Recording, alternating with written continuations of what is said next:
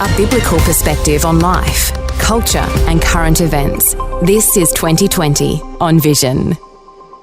We talk about religions today in the chaos. An important question to explore as we try to make sense of the conflict and the chaos that's sweeping so many nations. And we might even acknowledge that there's some chaos growing here in Australia. Have you ever heard it said, all religions are basically the same? They all believe in love and goodness, don't they? Or they're only different in origin stories, or salvation, or what happens in the afterlife.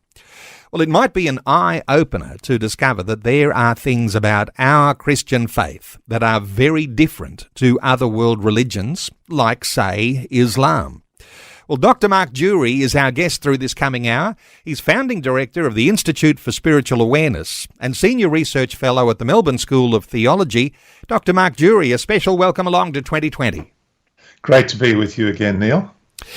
Mark, let's get into this conversation, just bringing this into some context, because while we're looking at our national news headlines and we're seeing chaos in so many nations, we're seeing unrest even here on our shores in Australia, perhaps it's the case that religion is more important than people think when it comes to the harmonious way that we hope society will run. What are your thoughts here? Yes, and a lot of Western intellectuals with a secular perspective just assumed that religion would die out at some point. Professor Sheila Jeffreys, who used to teach gender politics at Melbourne University, she had that view, she said, in the 70s. She just came to view religion as on the way out, and there's sort of evidence for that: empty churches, ageing congregations. And so that's been a really widespread view. But in fact, religion's on the upswing around the world. People are more religious now than they were 20, 30 years ago. And religion is figuring a lot in different conflicts and tensions in different parts of the world. And people are trending more in a religious direction. So it's not on the way out. I think people needed to believe that religion was in decline. They wanted to believe it, and so it became the orthodox view, I suppose, the standard view in our culture. Well, that was the secularization thesis, that as technology and knowledge grow, religion will decline. So when it comes to the fore like this, the thinking very secularized, I even note that the general media reporting on issues like what's going on in the Middle East, reporting on that even from a secular view, and with disregard for the fact that there's technically what's going on in the Middle East, something of a religious war here too. So religion right at the centre of what's happening in the headlines, and yet we've got a media that wants to deny that fact. That's true. People are blind to religion, I think, and when there are religious causes for things, people overlook it.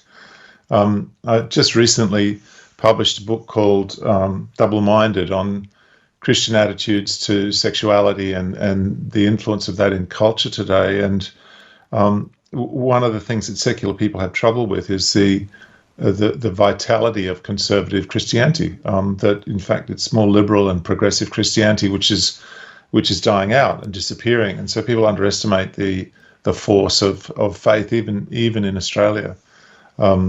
And certainly when it comes to Islam, people have a lot of trouble understanding the religious drivers of, say, the war that's happening in Gaza now, or other struggles, conflict zones around the Middle East that are very much influenced by religious aspirations. It's just like, it just doesn't compute. People just can't process it. I think Marx is partly to blame. Like he said that religion is the opiate of the masses, which sort of implies that it's a drug. It's a tool that's used to keep people happy.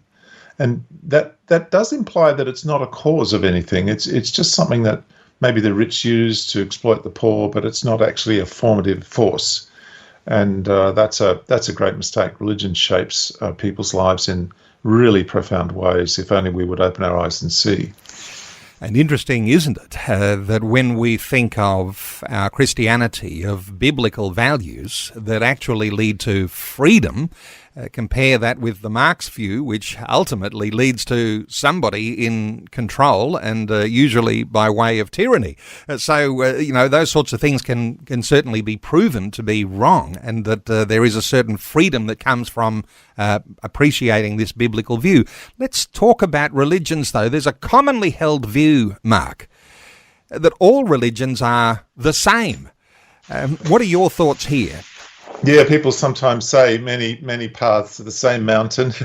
I would occasionally have conversations with the school principal when I was working in a parish as a parish priest, and she had the view that all religions are the same. And I think she would bring this out as a way of affirming that she felt good about Christianity. Like, religions are okay, and they're all the same. They all teach love your neighbour as yourself, and be kind to others and so on. So Christianity's all right too.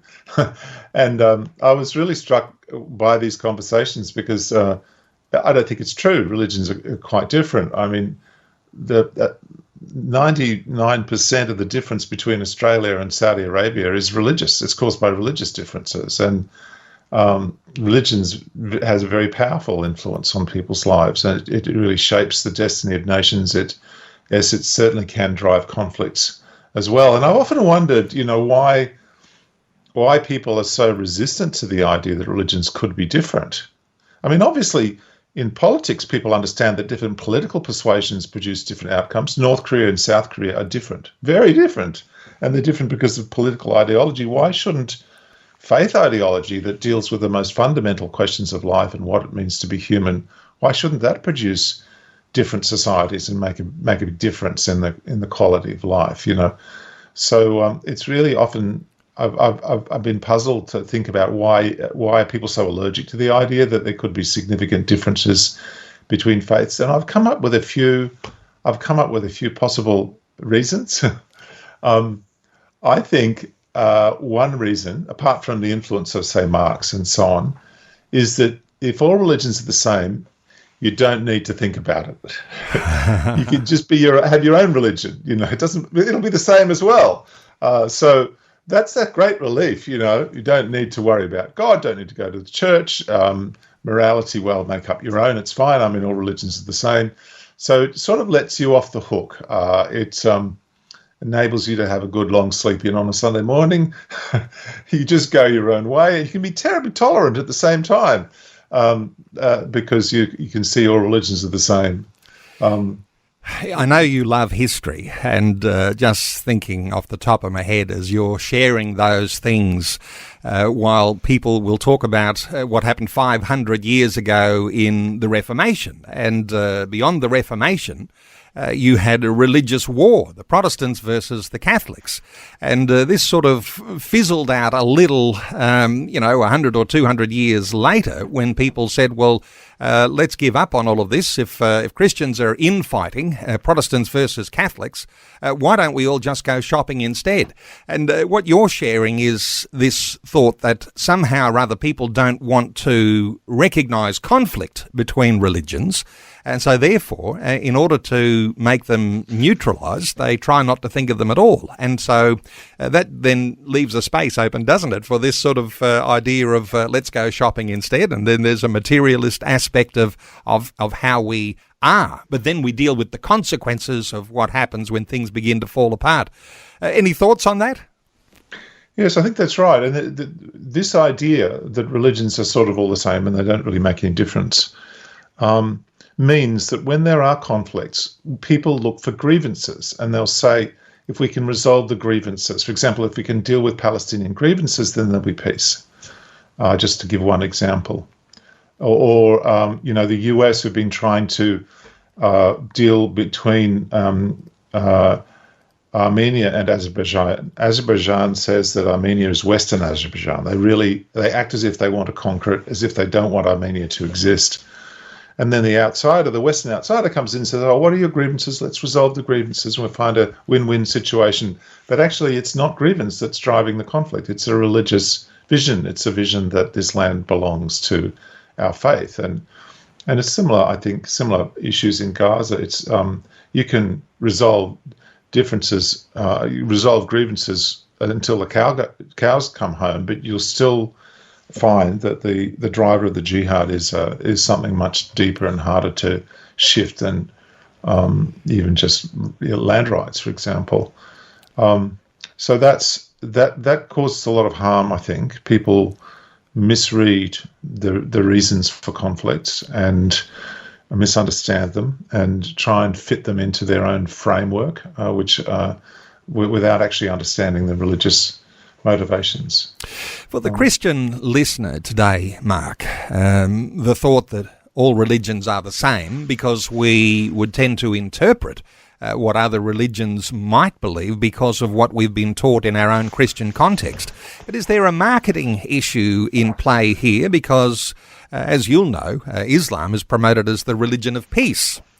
But there'd be lots of scholars and lots of evidence that might say that's not the case at all. Is that something to do with marketing? What are your thoughts here? Yes, I did a bit of research into this. And when did the religion of peace term begin to be used? And it was in the middle of the 20th century. Islam was not known as the religion of peace until then. In fact, in the 19th century, normally religion of peace in English referred to Christianity. So it's a fairly recent idea. The idea is based on the concept that when Islam rules, when it's victorious, peace will come. So it's the peace that comes after conquest. There's a jihadi group in Mozambique who's been killing people, and they said, we declare war on Christians, telling them to become Muslims or to pay a tax. And they said, to Muslims, we announce peace to the whole world. This is their declaration of war, an enunciation of peace. So there's a misunderstanding of that. Actually, the word salam in Arabic really means safety or submission. So what Islam offers is submission rather than genuine peace. But another example of a problem of framing and language is Islam has a tradition of Muhammad, a hadith they call them, something Muhammad said, which is that basically you're not really truly a believer until you love for your brother what you love for yourself, so that you want for your brother what you want for yourself. And sometimes Christians have said, oh, look, that's the love your neighbor is yourself version, But actually, the hadith says love for your brother, and that's understood as love for a Muslim. So the hadith says you should want for your Muslim neighbor what you want for yourself. It doesn't mean all people. It's particularly for Islam. But I've certainly seen Christians interacting with that text and saying, oh, that shows that this rule of wanting for others what you want for yourself is found in all religions, including in Islam. But when you look at the Islamic commentaries on that verse, on that saying, they all say, no, this is for your Muslim neighbor, not for your non-Muslim neighbor. There's a difference between people. And that's a profound difference between Islam and Christianity. In fact, Mark Durie, if we come to this sort of question, and Dr. Mark Durie is our guest, if we come to this sort of question, some are going to say, well, in this day and age, we're past all of that alignment with particular faith religions. We're into a time now where we just say, whatever I think is true is true. How important is it to get some things right around that sort of question? Yeah, this is the postmodern rejection of the idea of truth, that everything is about power, and it's come into everyday language. So people would say each person has their truth, and I was saying my truth, which means what I believe or insert happens. And if you take that view of religion, then all religions are fine. They're just their people's truth, and everyone's got different truths, and you just respect their truth, But of course, truth claims are contradictory and can be contradictory, and they can't all be true at once. And so there's been a kind of laziness that's crept into our culture, and an unwillingness to discriminate, unwillingness to make a judgment, to step back. Oh, that's the way you do things. It's as if religion was a bit like spicy food or some sort of variety of an ethnic dish, that it doesn't really make any difference whether you have one chili or two. I mean, it changes the flavor, but it's not a major issue of life. But religion is not in that nature. Religion makes fundamental claims about who we are as people and what is right and wrong, And this is not something that can be just pushed into the individual personal view. I mean, another thing that's gone alongside with this is a view that people can make any book mean anything. You know, that the meaning of a text is in the reader, not in the text itself. And if you take that view, then you just sort of say, oh well, the Bible, the Quran, people will make it mean whatever they want. You know, they can have extreme interpretations. And this is a terrible mistake. Actually, books like the Bible and the Quran very powerfully project a worldview. They shape cultures. Yes, people can interpret them differently, but the variety of interpretation is nowhere near as big as people might imagine. And I mean, I've traveled around the world and visited Christians in different parts of the world, and I find a commonality, whether it's an Ethiopian Christian or a Thai Christian or a South Korean Christian. You know, there are differences, but we profoundly share a worldview that's been shaped by the life of Christ and his example and teaching. We're getting that example, aren't we, through our Bible? And you've written some award-winning books with regard to some comparative studies of Christianity and religions like Islam. If we're talking about faith and authority in the value of a text, and we have the Bible and Islam has its Quran, where do we start here by understanding that we don't need to be ashamed of our Bible and how we can actually say this is the authoritative book? Absolutely. The Bible is the foundation of our faith. And it's also been the most formative text for Western civilization, I believe. It has deeply influenced our culture.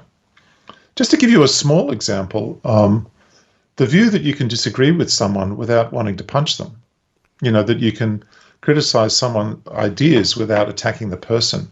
This is ultimately, I believe, grounded in Jesus' teaching of love your enemies and do good to those that hate you. That is, you can reject someone's claims, their truth claims, their ideas, without necessarily hating them. And that's a fundamental characteristic in our culture. It is not shared by all religions. It's not one of the values in Islam. I was involved in a court case, a tribunal case in Melbourne between the Islamic Council of Victoria and two preachers, one originally from Pakistan and one from Sri Lanka. And when the submissions were first being received, the Islamic side said, we categorically reject the idea or the claim that you can criticize our religion without attacking us. They said, if you criticize Islam, you're attacking us. Because the Christians had said, well, this is one of our fundamental values, that we can, just because we're critical of Islam doesn't mean we hate Muslims and are vilifying them. And the Muslims said, no, we do not accept that principle. If you are criticizing Islam, this is personal. And that makes a huge difference. And it creates a very different society, a much more conflicted society, if you don't have the influence of Jesus. Salman Rushdie said when he was a student in England, he really valued this aspect of English culture, intellectual culture, that you could have very robust discussions with people you disagreed with fundamentally without attacking the person, you know. And that's we're actually at risk of losing that. Our cancel culture has made it much harder. And that's part of one of the effects, I think, of the decline of Christian influence on Western culture, that there's just been increasing personal aggression associated with disagreement. It's an eye-opener, isn't it, to appreciate that the tolerance you're talking about actually is a Christian virtue that isn't shared by other world religions. And when we think of even a secular society, even secularism has its roots in Christianity, because it's the byproduct of Christianity, because this tolerance begins to emerge. And so when you get to a multicultural society with different religions that might be at loggerheads with one another, there is this Christian understanding of what it is to be able to manage that pluralism that gives people an ability to live in peace and harmony. That's somehow rather misunderstood, but it's a powerful thought that tolerance has its roots in our Christian faith. Yes, and it has roots in the teaching of Jesus about how you deal with people that maybe are against you in some way, and it also has roots in the Christian, actually the biblical, it's Jewish as well, distinction between you'd say the kingdom of God and the kingdom of this world. You know that the difference between church and state, between secular and ecclesiastical. This is very, very strongly emphasized in the New Testament. Paul says, obey the emperor even though he's pagan and whatever. And Jesus says, render to Caesar the things that are Caesar's. It actually goes back to the Old Testament pattern where the Jews are told to seek the well-being of the pagan country in which they live in exile.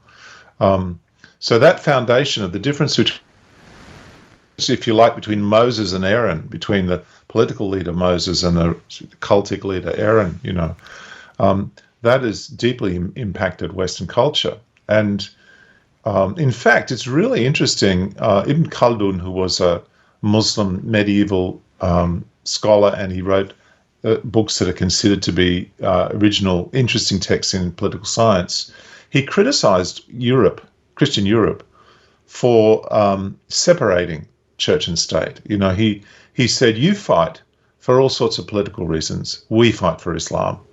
And he said, look, in Islam, there's no separation and power is all for Allah. And that's a fundamental difference between Christianity and Islam, that Islam creates societies in which the power of the state and the power of the religion are united and one, and there's no distinction. Whereas the effect of Christianity is normally or typically to allow a distinction between the religion and the state. It doesn't mean that people haven't sometimes merged them. They have. And those mergers, if you like, the idea of Christendom has been damaging sometimes for Christian witness. But nevertheless, the concept that there's a difference between belief and the political and the state is deeply Christian. So that underpins the concept of tolerance. In an Islamic tradition, tolerance is actually subjugation. It's allowing someone to keep their faith, provided that they are inferior and held in an inferior and vulnerable position. So it has a completely different meaning. So when we think of theocracy, which as you described there, is where Islam sits. There's no difference between church and state. They are together. It is a theocracy. But it's different in our Christianity, where we have a separation of church and state. So that would mean that there's this pursuit coming from Islam towards this theocracy and control of the state that they're in. So here we are in multicultural Australia, and oftentimes people will pride themselves in saying that we're one of the most multicultural nations on earth. And then we say, with these Christian foundations that we've had, what does this mean for us? That there are other groups that want to be able to overtake those Christian foundations. Any thoughts here around that? I think that's a very important long-term challenge, that Islamic minorities, within Islamic minorities in the West, there are certainly some voices, not all, but some voices who look forward to an Islamic system, an Islamic society, look forward to the Islamization of America or Europe, the replication of Islamic characteristics. And those voices are quite vocal, and sometimes they're backed with violence. And just how to manage that is challenging. So when I've had conversations with people about this, some of them would say, "Oh, it's just fanciful that they'll never be in a position to fulfill that dream."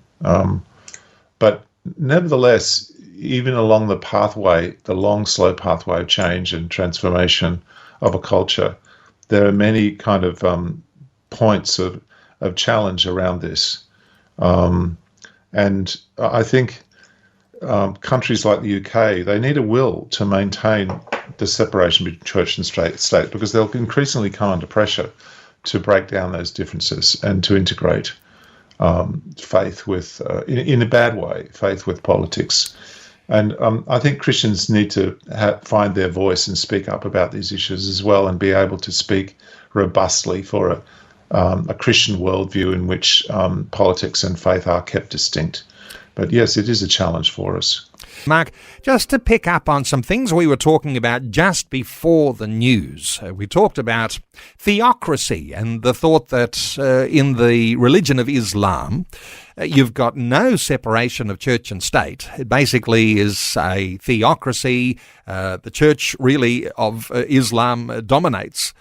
And then you've got the separation of church and state, which has got its foundations in our Christianity.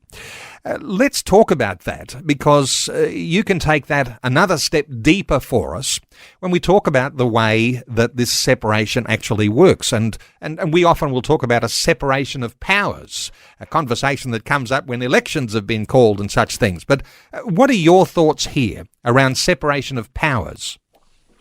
So the separation of powers is that power is distributed in our culture, in our nation, between people will generally say the parliament, who make the laws, the executive, who implements them, and the judiciary, who makes decisions when there's conflicts.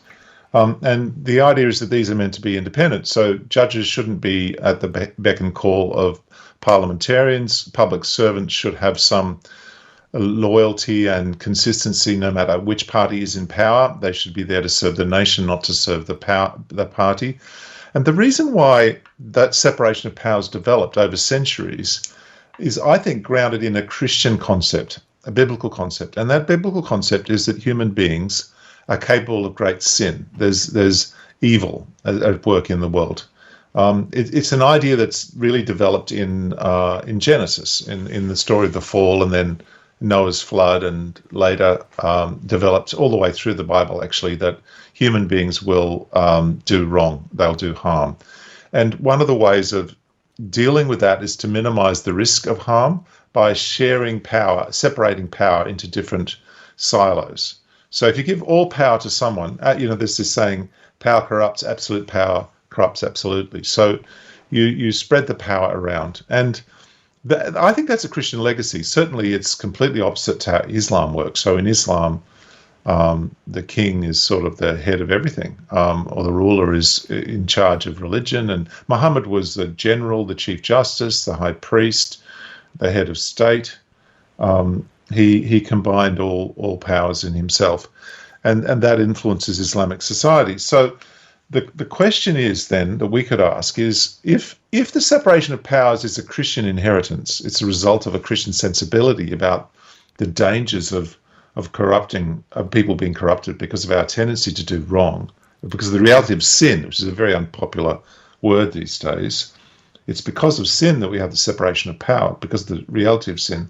If that's the case, then the gradual dismantling of Christian influence in our culture, the decline of Christianity as a formative factor in people's character, should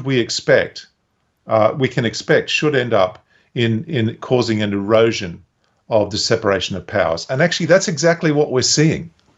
We're seeing that it's, and there's been articles about this in the newspapers, that senior public servants are increasingly aligned with the political agendas, that there's pressures on the courts to be more political.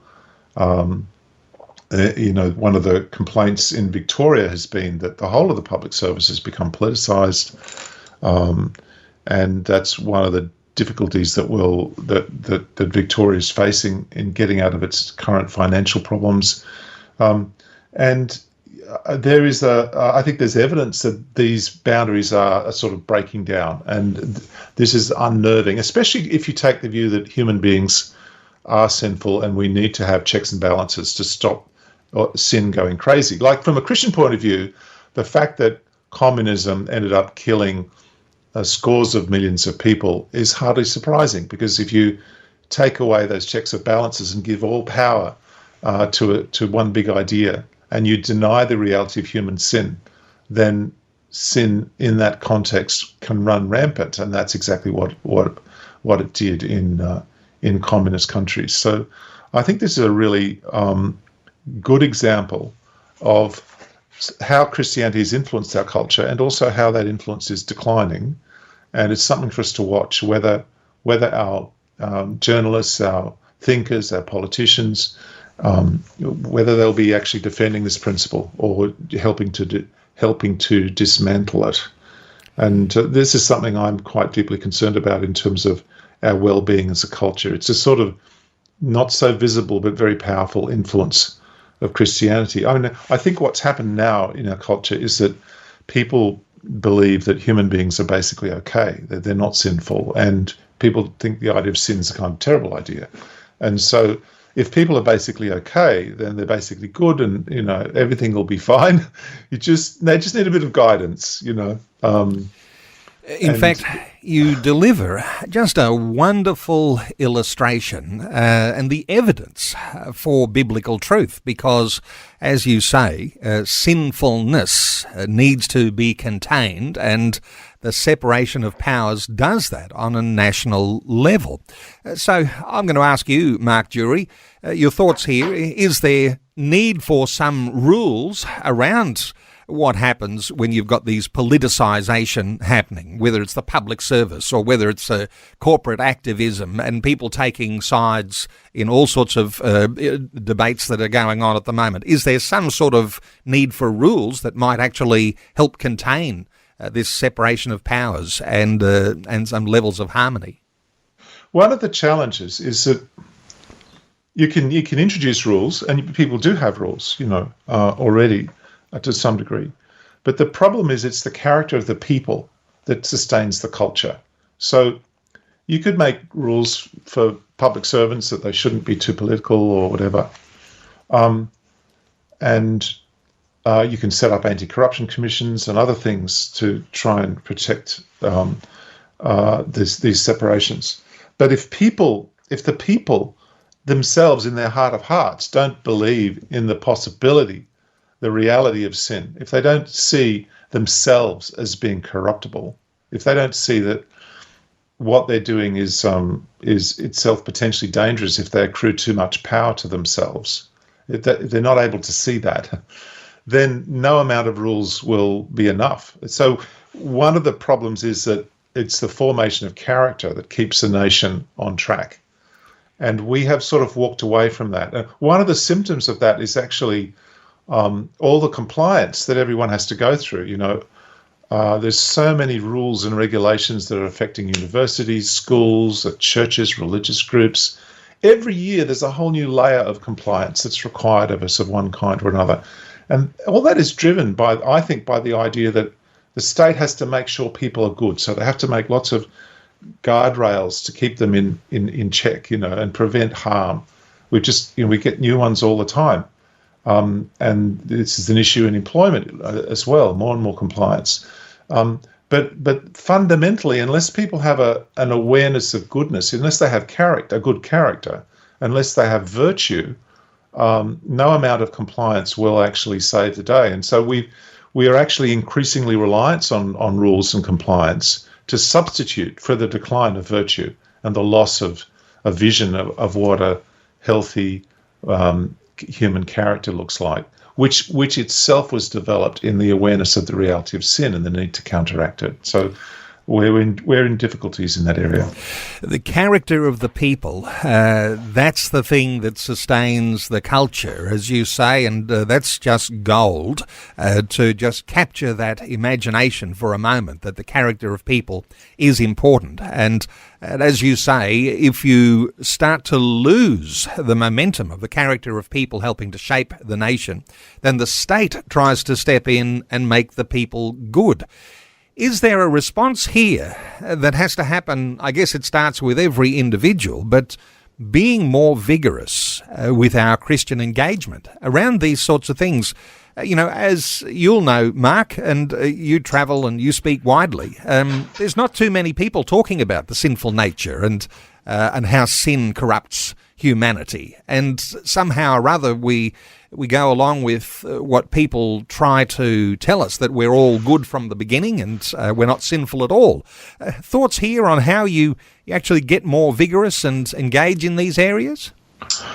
I think Christians need to understand that their view of what it means to be human is different from what's dominant in our culture. What's dominant in our culture is a view that people are here to realize themselves, to be their best self, whatever that is. And anything that stands in the way of that is obnoxious and needs to be set aside. It's about self-realization. But Christ calls us to die to ourselves, to serve, to love others sacrificially. It's a very different view of the purpose of being human. We're called to worship God and acknowledge our own sin and our need for salvation, our need for intervention by God.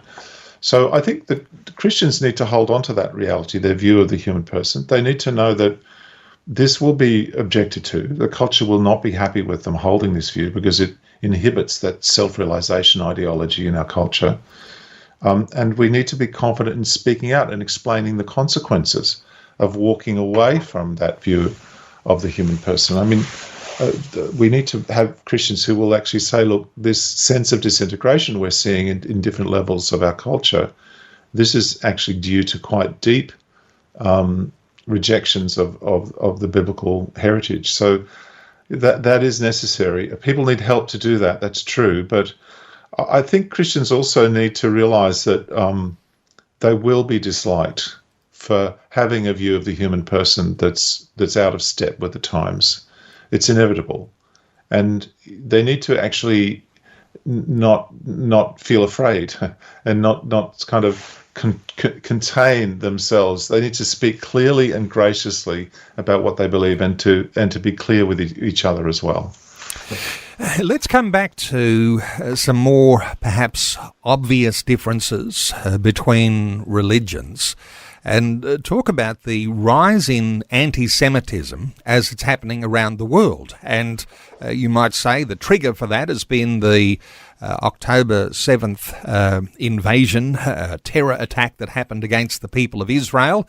And you might say that things that we're even seeing on our streets, and a rise in anti-Semitism, is happening on the streets of nations all around the world. There's something on the rise here.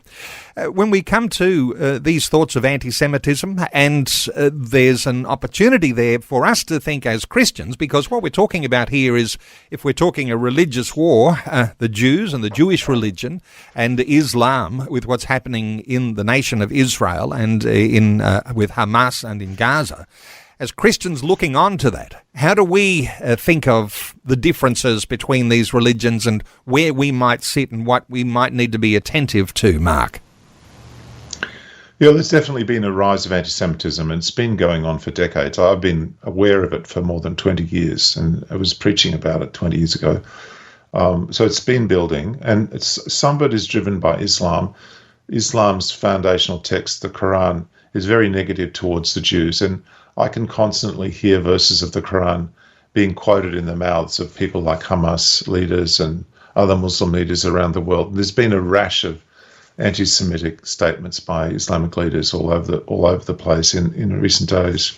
On the other hand, many Christians have been deeply disturbed by this, and I know in Australia and in other countries too, the Jews have been shocked at the level of Christian support from some Christians at least who've been willing to speak out and object to this. I mean, one of the problems we're facing is that because of the anti-Semitic statements in the Quran and in the traditions of Islam, dislike and even hatred of Jews is widespread. And the sermons that were preached in Sydney at the end of last year are just but one example, the tip of the iceberg, I suppose.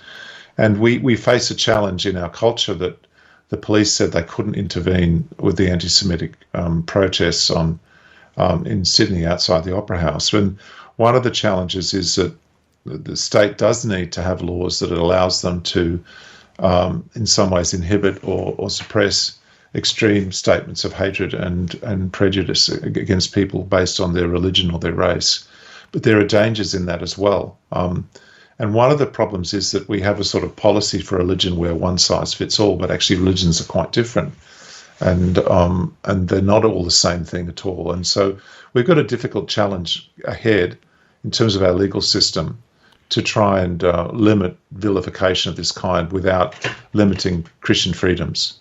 But certainly I'd say to Christians, this is a good time to speak up and reach out to Jewish people and to encourage them. I mean, we love all people. We're meant to be in favour of everybody, really. But Jews are certainly doing it hard, and they never imagined in Australia that they'd live through times as horrible as this. and it's a really difficult moment. It's an inflection point, and I think Christians need to be heard on this topic and say we just find it completely unacceptable that these sentiments are being aired so publicly, and people are being intimidated and in their own homes, in their own suburbs, it's now Christianity has a legacy of anti-Semitism too, and because of that, I'd say that's a reason why Christians need to be vocal and not just be silent. It's not a time to be silent about anti-Semitism. And when we're familiar with those Christian anti-Semitic issues through history, that is a lesson for us to correct now. Hey, let's take a call. 1-800 316 316. Mike is in Tasmania. Hey, Mike, welcome along. G'day. Bob Dylan's lyrics in Slow Trainer come and says, you're going to serve somebody. Well, it might be the devil or it might be the Lord, but you're going to serve somebody. Yes, powerful lyrics. Yep. Mark? It's true. We are made to serve. That's right. And the question is, who are we going to serve? And as for me, I've decided to serve Jesus. And that's and he invites us to do that. Come follow me, he said. Take my yoke upon you and learn from me. So that's the answer is yes, we should serve the Lord. Interesting, get into some controversy here with Mike, because the next line in the lyric from that famous song, of course, you're going to have to serve somebody. It may be the devil or it may be the Lord, but you're going to have to serve somebody. Where does that leave us all in the way we think about world religions? Yeah, I think, cultures are not neutral. Cultures have good and evil in them. And religions as organised human creations have good and evil in them. And they deserve to be critiqued sometimes. And it's not just another flavour of your food. These are serious matters. And somehow we need to find a way in our culture to be able to talk critically about faith differences and religions without falling into the trap of inciting hatred and inciting people to violence. But we can't afford to just sort of say, oh, this is a too hard basket. Or as one English politician said, we just don't do religion. This cannot be the way forward. This is the century of religion. The 21st century is rightly to be thought of as the century of religion. So we need to become religiously literate. We need to create safe spaces where we can talk about religious differences. We need to be frankly able to acknowledge that religions can be harmful and they can be helpful. We need to find a way to negotiate that, but we're having a lot of difficulty doing that at the present. Mike in Tasmania, thank you so much for your call. In fact, time's running very short now. Let me bring you back to the Islam versus the Jews for a few moments here, because for those who might be thinking there'll be a resolution somewhere down the track, all this will be over and the dust will settle and everyone will get on with their lives peacefully. It doesn't appear to be the case. It hasn't been historically, and it may not be for the future. And I want to ask you even a directly sort of pointed question here, because in the Quran, Muhammad called for violence against the Jews. So is there any opportunity here for peace in the way that we know it, because these religious differences are so strong? Thoughts here, Mark? Yes, just a small correction. In the Quran, Muhammad did call for warfare against people of the book, which includes Jews and Christians. Christians too, yes. But in his personal life, in his biography, he did say to his followers at one point, kill any Jew who comes into your power, which is a shocking thing to say. So then there are many statements in the Quran that are used all the time in these anti-Semitic statements. So this is a big challenge, and if you know the Quran, you can recognize those verses when you hear those voices speaking. So I think it means that Islam has a hardwired stream there of statements about the Jews, which are extremely unfortunate and very destructive, and drive a lot of what we're seeing at the moment. So that's hard to get around. It's not just that there are grievances that need to be resolved, or that there's injustice that needs to be dealt with, or that's not the reason. The reason for the Arab world's rejection of Jewish sovereignty is that Islam rules. It's never ruled. And the Jews in particular, of all the peoples mentioned in the Quran, the Jews seem to come under up for just about the highest level of criticism, and that's continuing to be really powerful in shaping people's attitudes. And I guess it starts in childhood and an indoctrination in Islamic religion that is anti-Jewish, or even to take that to the next level, anti-people of the book, Jews and Christians. Mark Durie, time has run out, but you've shared some very deep and insightful things today. And listeners might like to just do a little more research. You might want to connect with Mark Durie. You might want to receive some regular updates from Mark as he's writing about issues, and always so insightful. Let me give the markdurie.com website, because Mark Durie is founding director of the Institute for Spiritual Awareness and senior research fellow at the Melbourne School of Theology. markdurie.com is that website address. He did mention just a little earlier too, and the last time we were talking was around issues in his new book. His new book is called Double-Minded: How Sex is Dividing the Australian Church. I've read the book. It is outstanding. It's a short book. It's easy to read. It's got comparative ideas in there too as to where denominations are sitting around the divide that's coming around sexuality. There's actually a special launch coming up this Saturday in Melbourne, Mark. What's planned? Yes, it's Bread of Life Church. It's 7 o'clock on Saturday evening. It's in North Blackburn. All are welcome, and it'll be good to just celebrate the book and learn a little bit more about it, learn about the challenge that's happening to Australian churches as they deal with the outcome of the sexual revolution. So I'm looking forward to it. And there's a number of books too that Mark has written around the religion of Islam, and some award-winning books in that list as well. markdurie.com to connect with our special guest today, Dr. Mark Durie. Mark, thanks so much for sharing these thoughts and insights with us today on 2020. Always good to speak with you, Neil. Thanks for taking time to listen to this audio on demand from Vision Christian Media. To find out more about us, go to vision.org.au.